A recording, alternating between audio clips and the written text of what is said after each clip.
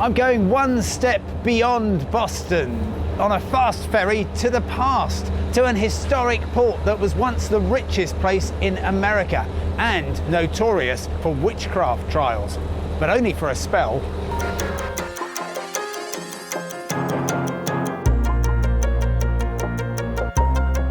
The fast ferry runs from May to October and takes just 45 minutes to reach Salem.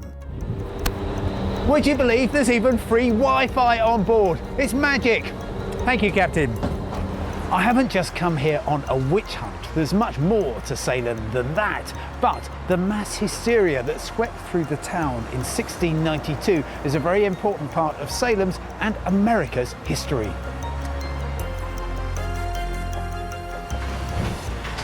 Dozens of people accused of witchcraft. 19 people hung, and poor old Giles Corey pressed to death. That would spoil your day.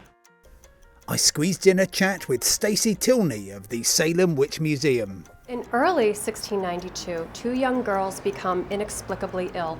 And when the community can't figure out what is, physically wrong with these girls, they decide it must be the devil at work. So once they figure that out, they want to know, well, how did the devil get in? Who is bewitching these young girls? So the girls start accusing people whose names they know. People are still interested in finding out what happened here in the 17th century and why is that still sort of in our consciousness today. It still happens today.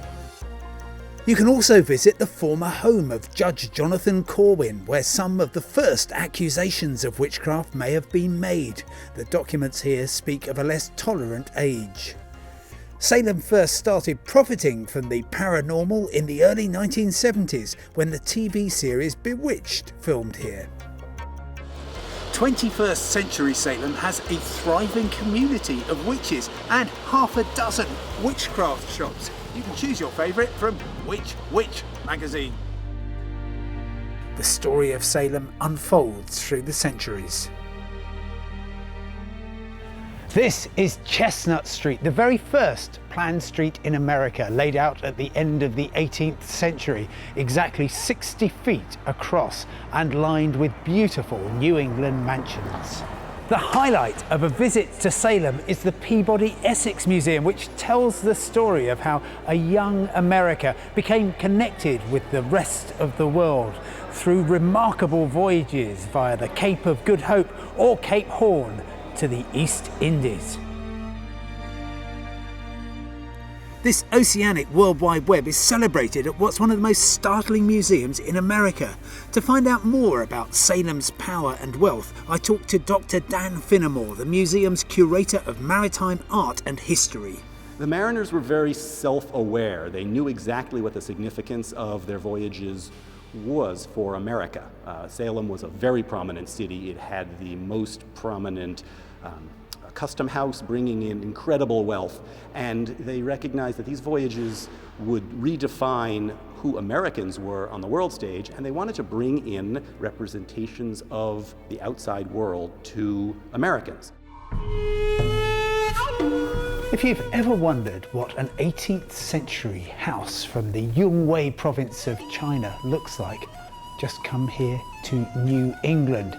Every stone, every piece of timber was imported piece by piece from the ancient Orient.